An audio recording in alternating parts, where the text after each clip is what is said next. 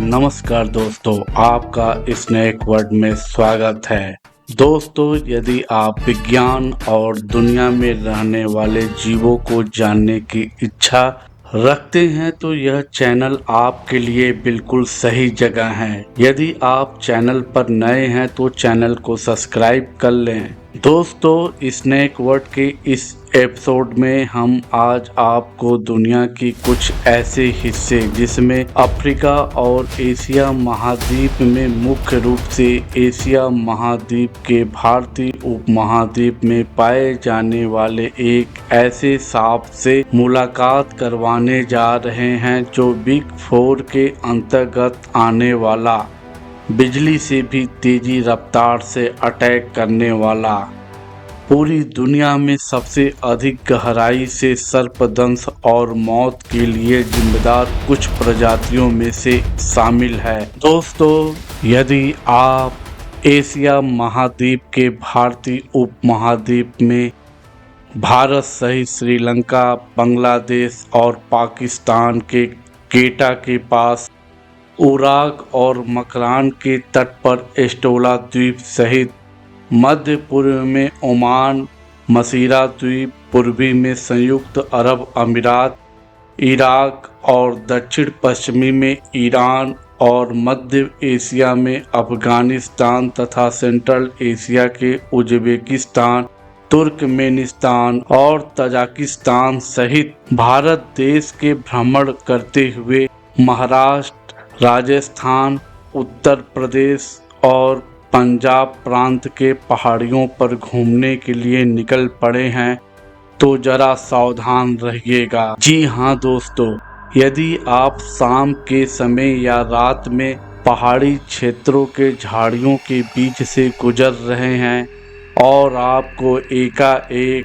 आसपास लकड़ी काटने वाली आरी जैसी आवाज़ सुनाई दे तो आप एकदम से सावधान हो जाएं, क्योंकि यहाँ कोई आरी से लकड़ी को नहीं काटा जा रहा होगा, बल्कि वह आरी जैसी ध्वनि उत्पन्न करने वाला वाइपरिडी परिवार का अत्यधिक विषैला सांप स्केल्ड वाइपर हो सकता है। यदि आप ऐसे स्थानों पर हैं और यदि बारिश होने लगे तो आप सूखे मृत झाड़ियों और झाड़ियों के नीचे छिपने की कोशिश मत करिएगा, क्योंकि बारिश के समय इनके 80% तक वयस्क स्केल्ड वाइपर सांप जमीन से लगभग 2 फीट ऊपर इन झाड़ियों में छिपे हो सकते हैं। दोस्तों, एक ऐसा वाइपर सांप जो आरी के चलने जैसी ध्वनि उत्पन्न करता है, जिसका शरीर सूखे एवं कील से ढका होता है, जो देखने में भारतीय कोबरा, करैत और रसेल वाइपर से छोटा, लेकिन इन सभी सांपों में पाए जाने वाले सभी जहरों से लैस होता है, जिसके काटने पर शायद ही कोई बच पाता है। यदि सही समय पर एंटीवेनम नहीं मिला तो मौत साधारण न होकर अत्यधिक असाधारण मौत हो सकता है।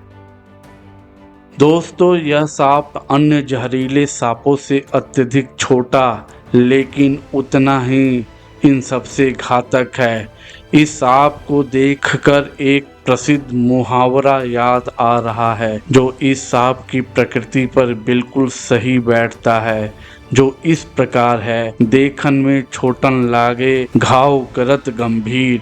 दोस्तों, इस सांप को अंग्रेजी में स्केल्ड वाइपर, जिसका जंतु वैज्ञानिक नाम एचिस कैरिनीटस है, इसे अन्य नाम जैसे Indian scaled viper, little Indian viper, carpet viper, बेमसूरा जलेबी सांप, खापरा, उडुमा और उड़ने वाला सांप इत्यादि नामों से जाना और पहचाना जाता है।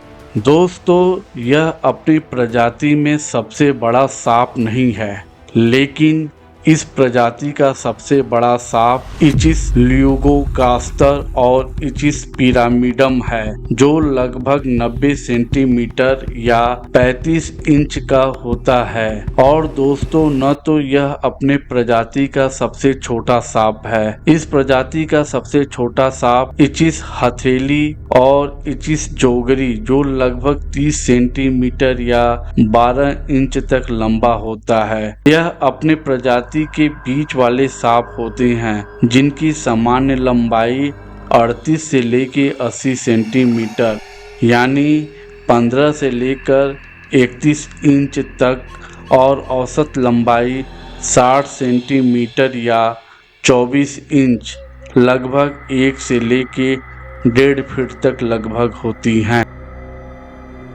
दोस्तों, प्रकृति में हर जीव अपने अनुकूलन के लिए प्रतिबद्ध है। प्राकृतिक जलावरण में निपुण वाइपर प्रजाति का यह सांप हल्का भूरे रंग का या भूरे लाल रंग, जैतून या हल्के भूरे रंग का स्थलीय सांप है। इसके शरीर पे जिग-जैग पैटर्न मिलते हैं। दोस्तों, यदि इसके शरीर पे आप गौर से देखें तो आप पाएंगे कि यह सांप पतला, लगभग 1 से 1.5 इंच मोटा, बेलनाकार शरीर युक्त त्रिकोणा सिर, जिस पर प्लस या क्वेश्चन मार्क होता है और सिर शरीर से विभक्त होता है। यहाँ पर गौर करने वाली बात यह है कि इस सांप से मिलता जुलता सेमी वेनेमस अर्थात ऐसे जहर वाले सांप जिनके काटने से मौत नहीं हो सकती है, एक ऐसा ही सांप जो अधिकतर पेड़ों और झाड़ियों पर रहना पसंद करता है। जी हाँ, हम बात कर रहे हैं कॉमन कैट या इंडियन गामा स्नेक, जिसे हिंदी में सामान्य बिल्ली सांप, जिसका जंतु वैज्ञानिक नाम बोएगिया ट्राइगोनाटा है, जिसके सिर पर वाई जैसा निशान होता है। आम तौर पर जानकारी न होने के कारण लोग सार स्केल्ड वाइपर को कॉमन कैट स्नेक समझकर छेड़ने या पकड़ने लगते हैं और वे इस सांप के शिकार हो जाते हैं। दोस्तों, इस सांप का दांत लंबा और चारों तरफ घूमने वाला अर्थात उनका टीथ जो होता है वो मूवेबल होता है। दोस्तों, एक रोचक बात यह है कि मादा सार स्केल्ड वाइपर नर सार स्केल्ड वाइपर की तुलना में ज़्यादा जहरीली होती है, तो वही दूसरी तरफ ज़्यादा जहर उत्पन्न करने के मामले में नर सार स्केल्ड वाइपर मादा सार स्केल्ड वाइपर से आगे हैं। दोस्तों, एक रिसर्च के मुताबिक पूरी दुनिया में लगभग सांपों के काटे जाने की संख्या लाखों में है। वहीं भारत में हर साल लगभग 58,000 से लेकर 60,000 मौतें सांप के काटने से होती है। वहीं भारत में सार स्केल्ड वाइपर जैसे खतरनाक सांप के काटने से लगभग प्रति वर्ष 4,000 से लेकर 5,000 व्यक्तियों की मौत हो जाती है। दोस्तों, जहां दुनिया के अन्य जहरीले सांपों का जीभ काला होता है, वही इस सांप का जीभ गुलाबी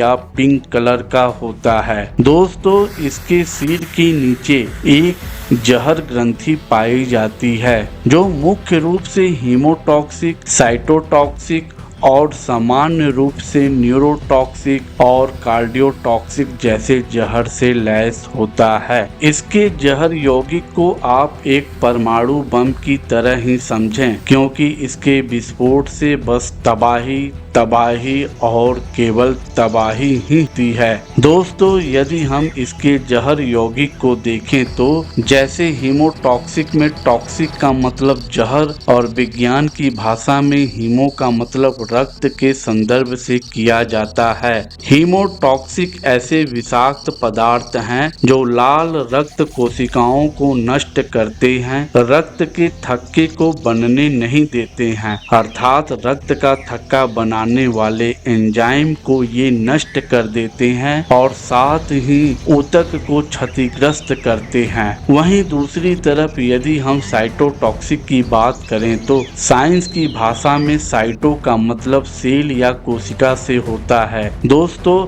वाइपर सांप जिस व्यक्ति को जिस जगह काटता है, शरीर की उस जगह की कोशिका ज्यादा क्षतिग्रस्त हो जाती है। काटे गए स्थान से लेकर जहर शरीर के जिस हिस्से तक पहुंचता है, उस हिस्से तक का ऊतक क्षतिग्रस्त हो जाता है। इसलिए दोस्तों, वाइपर का काटना ज्यादा घातक और तकलीफदेह होता है। दोस्तों, वैसे तो वाइपर हीमोटॉक्सिक वेनम से लैस होते हैं, लेकिन शार्प स्केल्ड वाइपर में कोबरा और करेत की तरह न्यूरोटॉक्सिक वेनम को भी देखा गया है, जो हीमोटॉक्सिक और साइटोटॉक्सिक से कम प्रभावी होता है। लेकिन न्यूरोटॉक्सिक जहर में न्यूरो का मतलब ही न्यूरॉन या तंत्रिका से संबंधित होता है, जो शरीर के तंत्रिका तंत्र और मस्तिष्क में अधिकतम तंत्रिका कोशिका या न्यूरॉन सेल पाए जाने के कारण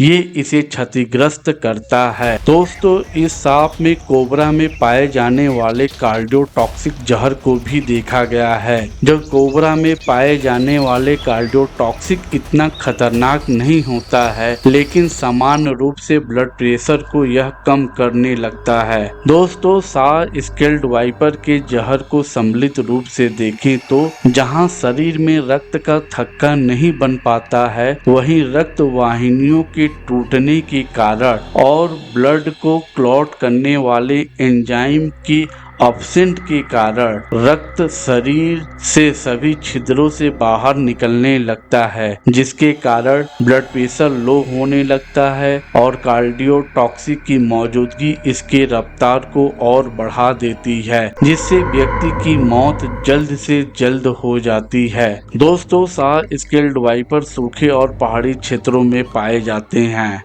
सूखे और पहाड़ी क्षेत्रों में जल की कमी पहले से ही मौजूद रहती है। इस अनुकूलता में यह सांप अपने आप को ढाल चुका है। शायद इसीलिए यह सांप अपनी मौजूदगी का एहसास मुंह से फूंक न मारकर अपने शरीर को जलेबी की आकृति या डबल 8 की आकृति में बनाकर अपने सिर को केंद्र में रखकर अपने शरीर को आपस में तेजी से रगड़ता है, जो आरी जैसी ध्वनि उत्पन्न करता है, जिससे इस सांप का जल का संतुलन यानी होम्योस्टैटिक्स बना रहता है। दोस्तों, भारत में कैरिनेटस की जनसंख्या विंड वाहिनी है। उत्तरी भारत में संभोग सर्दियों में होता है और जीवित बच्चे अप्रैल से अगस्त के बीच पैदा होते हैं, लेकिन कभी कभी बच्चों का जन्म अन्य महीनों में भी दर्ज किया गया है। दोस्तों, ये बलूचिस्तान में 1983 फीट की ऊंचाई तक पाए गए हैं। दोस्तों,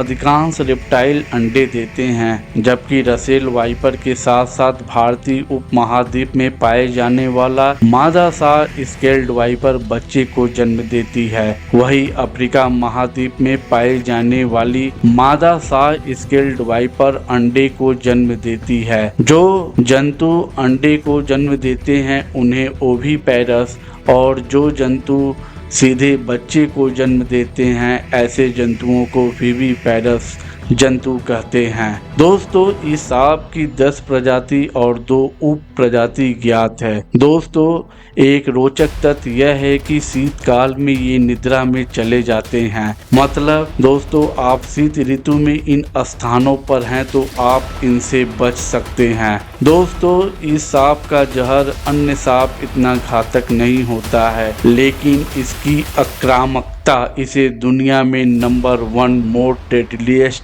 स्नेक बनाता है। हम फिर मिलते हैं एक नए सांप के साथ। जो लोग चैनल पे नए हैं वो लोग चैनल को सब्सक्राइब कर लें। यदि आपको यह वीडियो अच्छा लगा है तो इस वीडियो को आप लाइक करें, शेयर करें और कमेंट्स करके हमें बताएं कि यह वीडियो आपको कैसा लगा। तब तक के लिए मिलते हैं दोस्तों नए वीडियो में एक नए सांप के साथ। तब तक के लिए धन्यवाद दोस्तों।